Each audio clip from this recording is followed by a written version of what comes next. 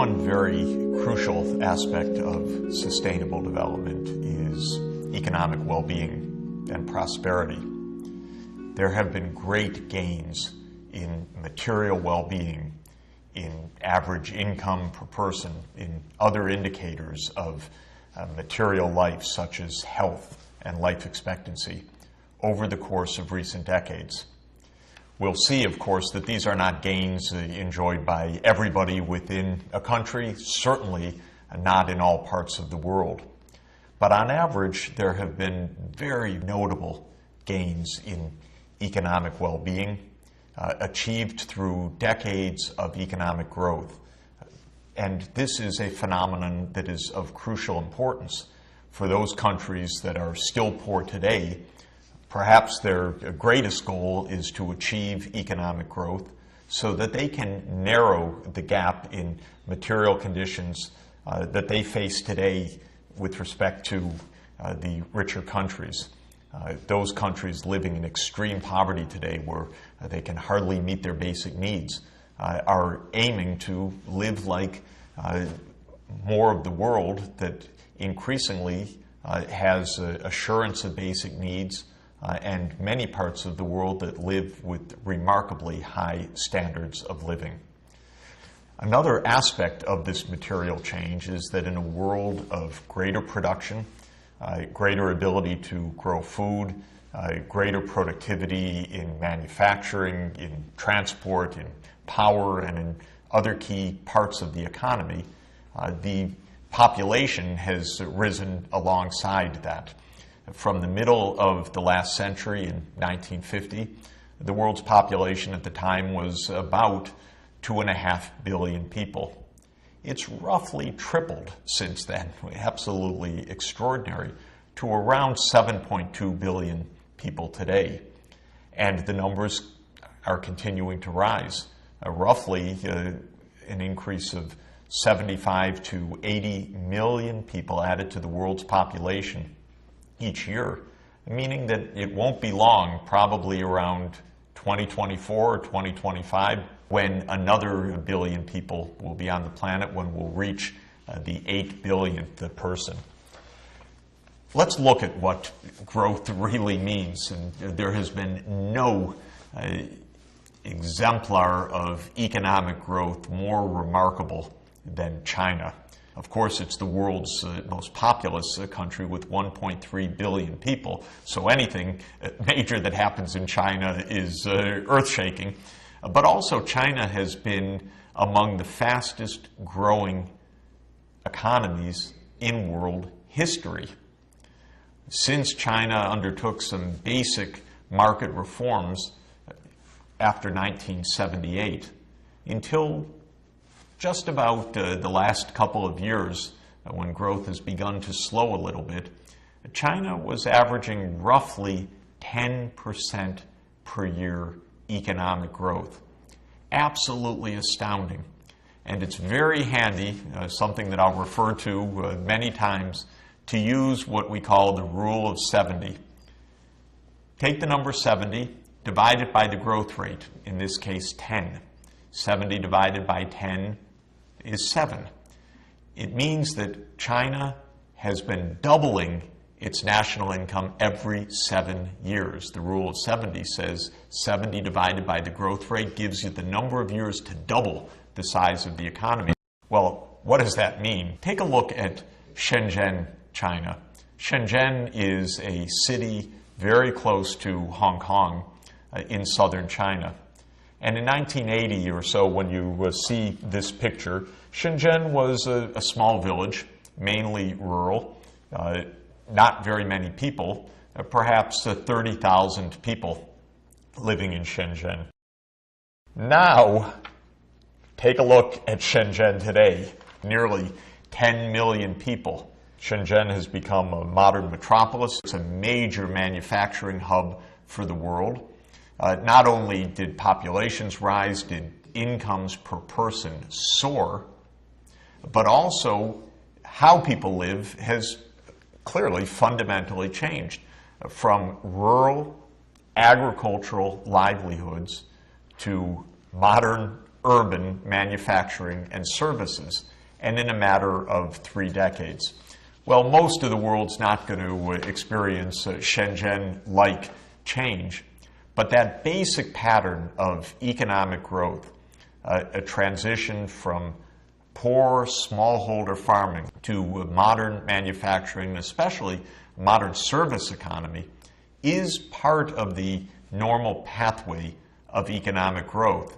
And while very few places grow at the rate of 10% per year with a 7-year doubling time, it still is the case that many parts of the world, even many of the poorest parts of the world today, are experiencing significant economic growth, and with that a significant transition to urbanization and a significant transition from agriculture to manufacturing and especially to services.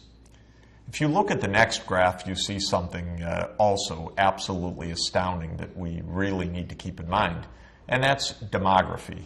In other words, change of world population. Now, this is a graph that shows you the long, long haul over the last couple million years, even before there was the modern human species. But let's just take the human part of this and what we call the Neolithic era. That's since the age of agriculture began around 10,000 years ago. Well, the human population for a long time, if you look at the picture from 10,000 years ago, maybe 7,000 or 8,000 years BC, was less than 500 million people. Of course, nobody knows, but maybe 300 million people of all the people on the planet. That number did not change very much for a very, very long time. The graph is quite flat, numbers rising maybe to 400 or 500 million people in 1 AD. And that tells you that over much of human history since the beginning of agriculture, the human population did not change very much. But take a look at the right-hand side of the graph. All of a sudden, the population begins to soar, just about the time of major breakthroughs in technology around the Industrial Revolution, the beginning of the era of the steam engine in 1750 or so. We see the population curve turning up and turning up remarkably steeply. Around 1830, humanity reached the great milestone of 1 billion people on the planet. So for thousands and thousands of years, the population was under 1 billion. Then from 1830 to 1930, just in 1 century, the 2nd billion was added.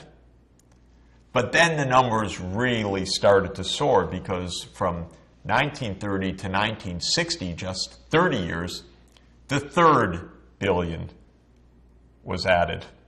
We're on track to go from 7 billion reached in the year 2011 to 8 billion probably around 2024 or 2025. 9 billion sometime in the 2040s. So this change of population is absolutely astounding. Our age is an age of economic growth combined with rapid population growth.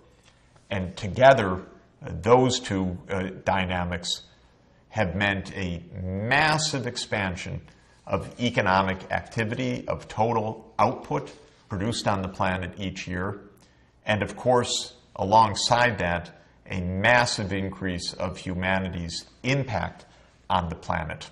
And that is one of the great challenges of sustainable development. Now, another bright spot of recent development is that alongside that economic growth and alongside the rising population numbers has also come improved health. Around 1950, for every 1,000 children who were born, an estimated 134 out of the 1,000 would not survive till their first birthday. That number, 134 per 1,000, is called the infant mortality rate. It tells us how many children won't make it to the first birthday. What's very heartening is that that number is coming down and coming down sharply, so that 134 per thousand IMR, or infant mortality rate, is down to an estimated 37 per thousand today. 37 children still don't make it to the first birthday dying of malaria or pneumonia or other preventable diseases. Millions of children dying before their first birthday, still of preventable and treatable causes. We'll talk about that. We'll see what can be done. We'll show how even more progress can be made and can be made rapidly. But taking the historic trends, the drop from 134 to 37 is a real accomplishment, and one that has improved the quality of life and certainly eliminated a lot of the tragedy and anguish that was part of humanity's existence until the improvements of public health and modern medical care.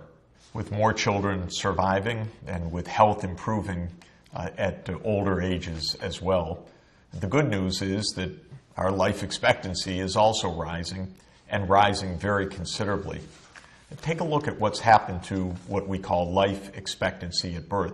That is statistically the average length of a lifespan, taking into account the risks of death at each age. In the middle of the last century, in the period 1950 to 1955, the average life expectancy for people on the planet was around 47 years. Pretty short. As of today, the estimated life expectancy at birth is more than 70 years, or roughly 71 years. And in the high-income countries, around 80 years.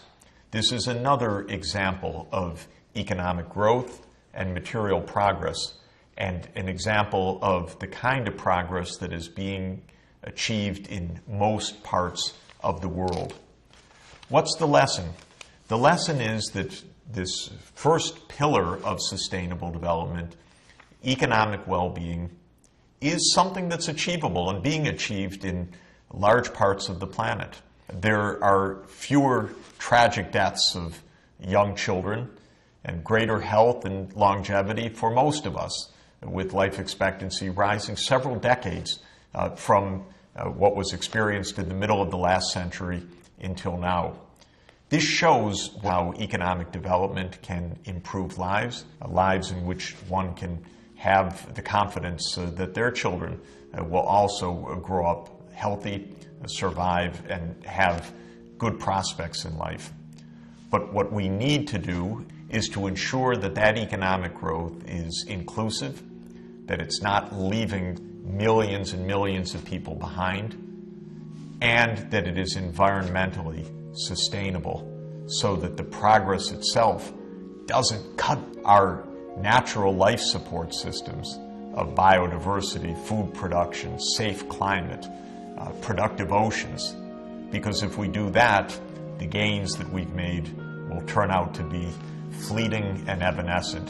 It could lead to real tragedy. So it's that holistic approach of ensuring that economic growth and material improvement is socially inclusive and environmentally sustainable that is the great challenge.